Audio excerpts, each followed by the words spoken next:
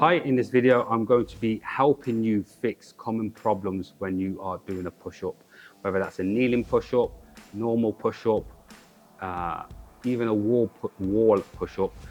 What I'm going to do in this video is address any issues you have with a push-up so you can really advance very quickly and see massive improvements.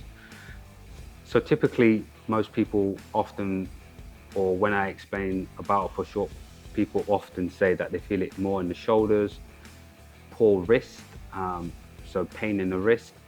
So it kind of tells me a lot about whether the form is correct, when we know that typically push-ups are going to target the triceps, chest, and your front shoulders. You will get some core activation depending on the type of push-up you are doing, but typically these are the main parts.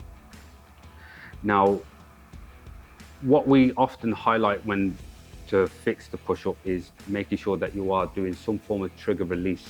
Now, trigger release is something that you should be doing if you are someone that has poor posture. So you're placing the weight of a trigger ball. It could just be a ball, a tennis ball, placing your hand behind your back and just massaging through both shoulders to get used to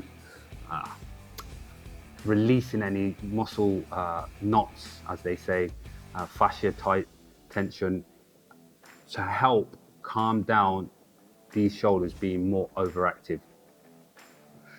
Typically this I would spend about 2 to 3 minutes if you're having this problem on each shoulder. So then you're actually allowing yourself to be able to see progression and the pain get less sensitive and more tolerant to yourself. Again, if you want to apply more pressure, you place your hand and then you place your weight into the ball to get more deeper into the muscle. So once you've established that, we need to then understand what it is the main problem. Is it the wrist? Is it the shoulders? If it's the wrist commonly, then what I would recommend that you do is get some form of wedge, a weight, a small weight, a plate for both sides of both hands that allows your hands most likely to have sort of more range of movement as you press.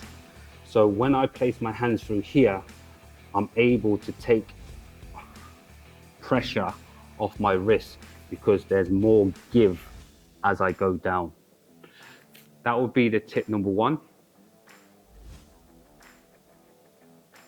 I'm pausing there so then you can get to see.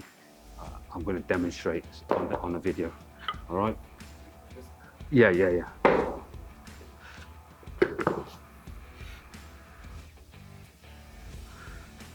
Make sure that it's like not like a chop. Make sure it's a smooth transition thing from it. Yeah, because I don't want it to be like that.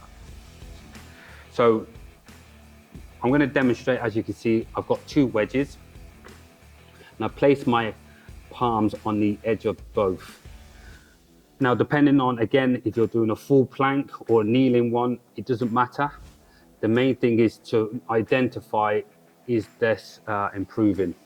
Now, with the push-up, which we'll get into, is we're going to be placing our chest in between our hands and making sure that our hips hit the ground first, rather than going down through either our head or our chest, which then leaves either the bum or the core to stay backwards like that. So that's that tip there to try and improve any stress and joints, stress on the wrist. Now, is this something that I would recommend that you do for long term? Possibly not. So my advice is to try and address ankle mobility, so you can start to place your hands underneath, and then you're just going to keep rocking forward and backwards to allow pressure to go through the joint.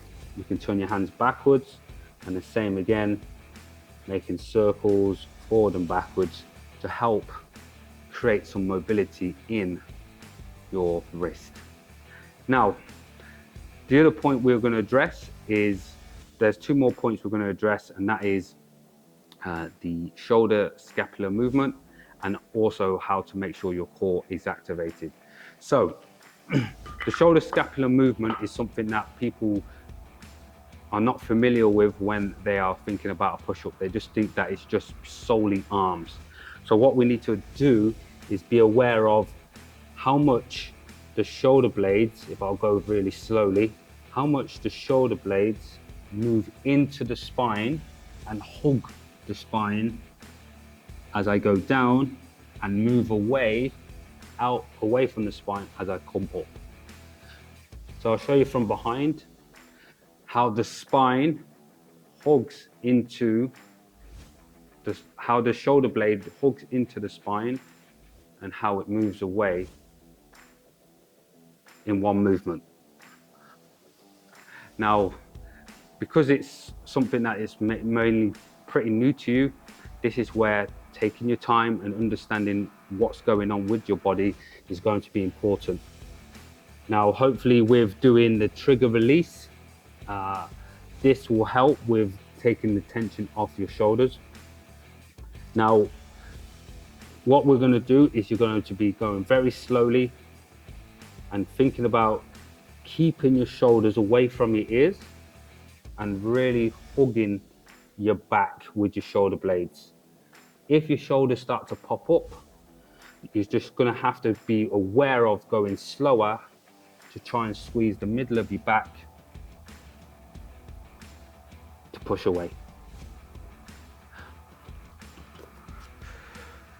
It's a very, very difficult skill to really understand, but once you're doing your back exercises like lat pull downs, rows, which help with that movement to work on your back, eventually over time, your back will become stronger and it will be gliding more smoothly.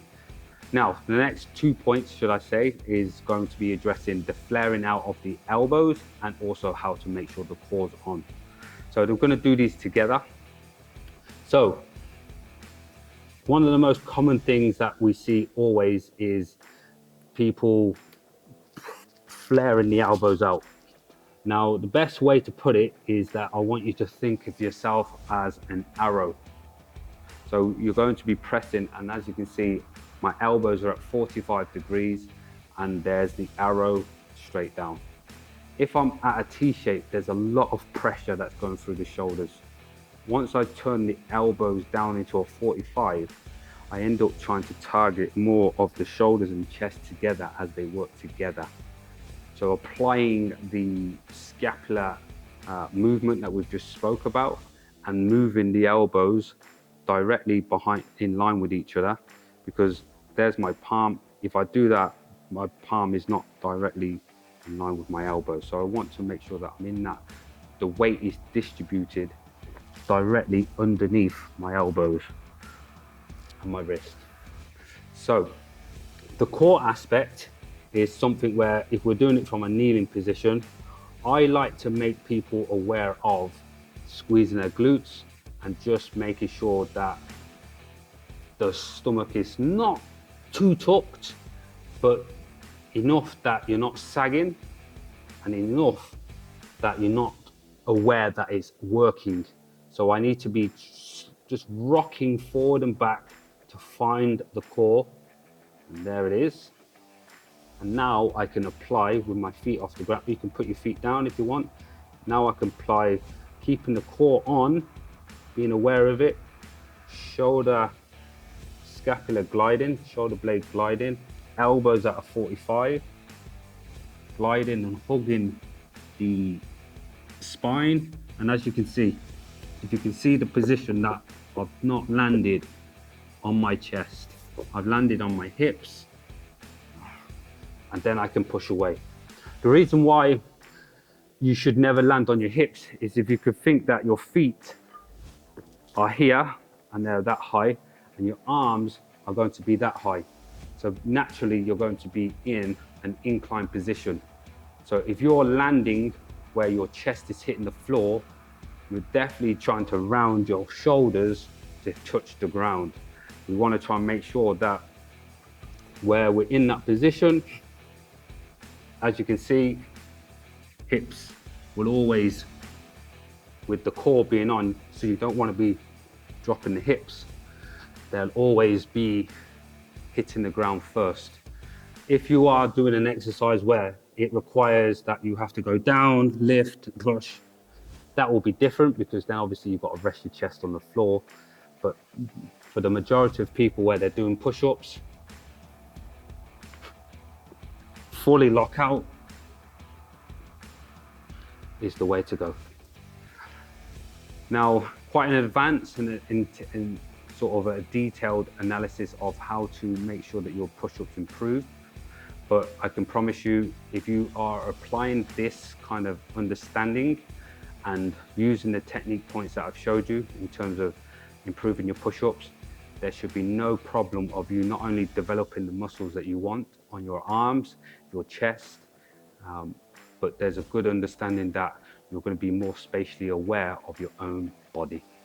Give that a go, and hopefully this video was really helpful, really detailed. And it's important that obviously if you have any questions, similar to what you can see, I've done a lot of videos here. I do them just for the free purpose of you getting to your goals as quick as possible without needing to pay anybody. And you can really just fire me a question if you have any sort of questions or discomfort in any way. Have a great day.